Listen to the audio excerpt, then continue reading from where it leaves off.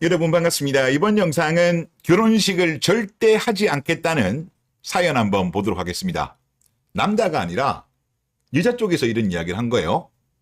인생에 한 번뿐인 결혼식인데 상당히 좀 특이한 사례인데, 이마트 다니시는 분인데 남자분이고 여친이랑 이런저런 얘기를 하다가 결혼관에 대해서 얘기를 했는데 본인은 절대 결혼식을 안 할 거래. 나는 결혼식에 대해서 뭐 크게 중요하냐라고 생각하지만 부모님이 인맥이 넓으셔서 뿌린 게 많아서 많이 들어올 거라서 하면 좀 괜찮지 않을까 생각이 들더라고. 이런 경우는 부모님이 결혼식을 꼭 해야 된다라고 주장하시죠. 그동안 뿌린 게 있으니까 돌려받아야 되니까 부모님이 강력하게 추진하는 케이스죠. 그래서 대화를 좀 더 해봤는데 본인은 드레스에 대한 로망이 전혀 없을 뿐더러 여자가 결혼식 때 드레스를 입어야 한다는 게 잘못된 거다. 정말로 식을 올리고 싶은 거라면 드레스 안 입고 턱시도나 정장 입고 하겠다. 그게 괜찮으면 그렇게 하자. 이런 이야기를 했다고 합니다. 드레스를 안 입겠다. FM들이 많이 주장하는 내용이긴 한데 이거 말고도 저는 좀 이상한 게, 그래도 본인은 절대 결혼식을 안 할 거래. 하여튼 두 가지 포인트에서 저는 좀 의심이 듭니다. 다른 분들 댓글 반응 볼게요. 현대모비스 FM이다. 도망쳐라. 또 새회사 다니시는 분은 조상님이 도우시는 거다. 하늘 향해 큰절 2번 하고 얼른 슬슬 정리하자. 현대자동차 조상님이 힌트 줄 때 잘해. 이런 반응이고, 글쓴이가 이런 이야기를 합니다.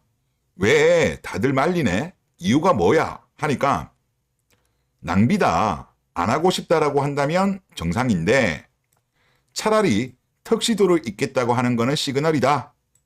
FM이다라는 이야기를 하는 거죠. 그리고 글쓴이가 또 제 댓글을 보면 일할 때 여자가 남자보다 여건이 안 좋다. 힘들다라는 말을 최근 들어 많이 하긴 하는데, 최근 들어 힘내란 말로 끝내는데 시그널로 생각하고 얘기해봐야 하나. 물론 이제 FM 성향도 좀 보이긴 하고, 최근 들어서 힘들다는 이야기, 이제 태사각 잡고 있는 것이 아닌가, 그런 생각이 좀 많이 듭니다.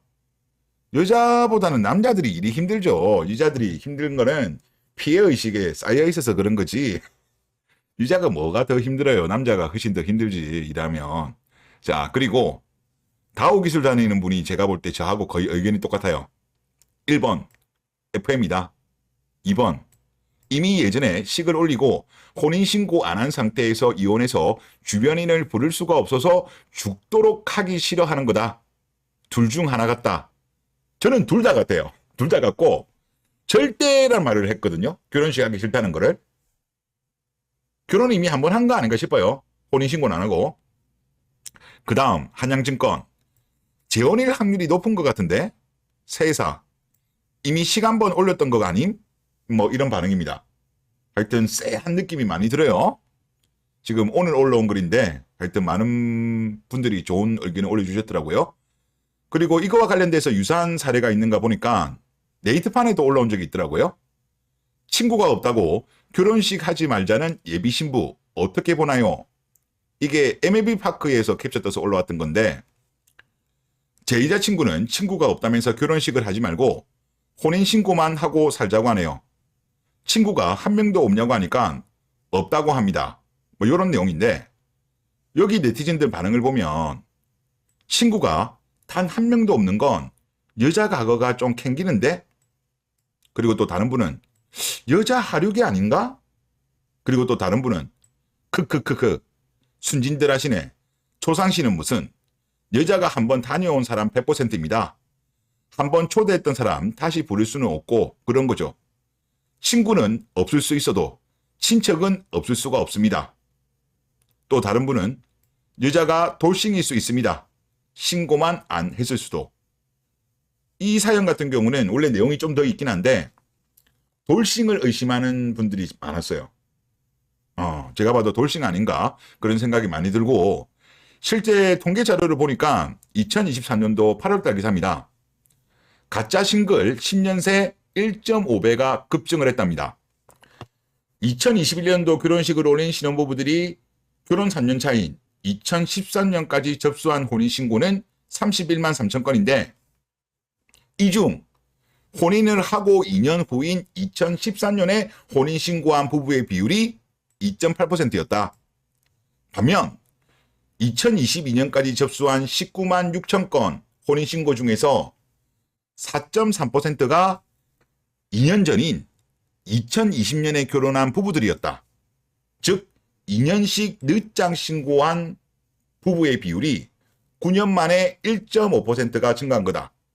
즉 10년 전에는 2.8 그리고 최근에는 4.3 이거는 2년 후예요. 2년 후. 3년 후, 4년 후도 있습니다. 지연신고 비율이 4%를 돌파할 것은 집계가 시작한 2011년 이후 처음이다.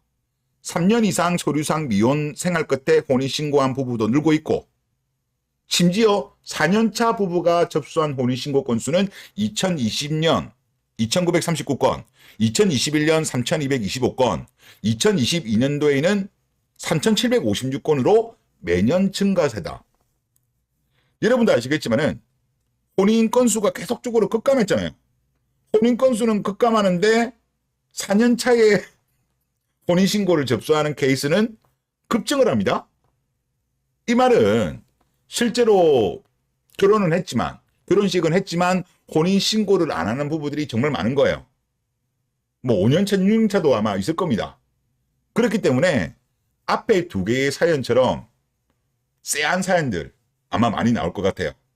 막상 결혼식은 했지만 혼인신고를 안 한 상태에서 돌싱이 되고 돌싱인 상태에서는 남자를 만나기가 여자 입장에서는 힘들잖아요. 남자도 힘들지만 여자들은 더 힘들거든요. 그러다 보니까 본인이 결혼한 적이 없는 것처럼 스탑널커를 하는 거죠. 앞에 두 사연이 그 케이스가 아닌가라는 생각이 많이 듭니다. 그래서 이런 사례들이 많이 나올 것 같으니까 국내 결혼하시는 분들 같은 경우는 이 점을 유의하시면 좋지 않을까 그런 생각이 들고 또 국제 결혼하시는 분들은 그런 이야기를 제가 좀 많이 들었어요.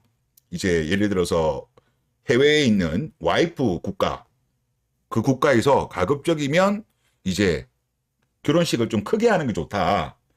이제 작게 하는 경우에 약간 뭐랄까요. 조금 이제 좀 속임수 같은 게 좀 은근히 있대요.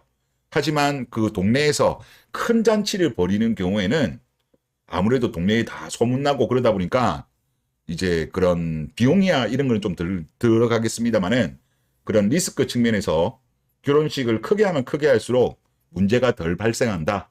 그런 이야기도 하더라고요. 네, 이번 영상 여기서 마치겠습니다. 감사합니다.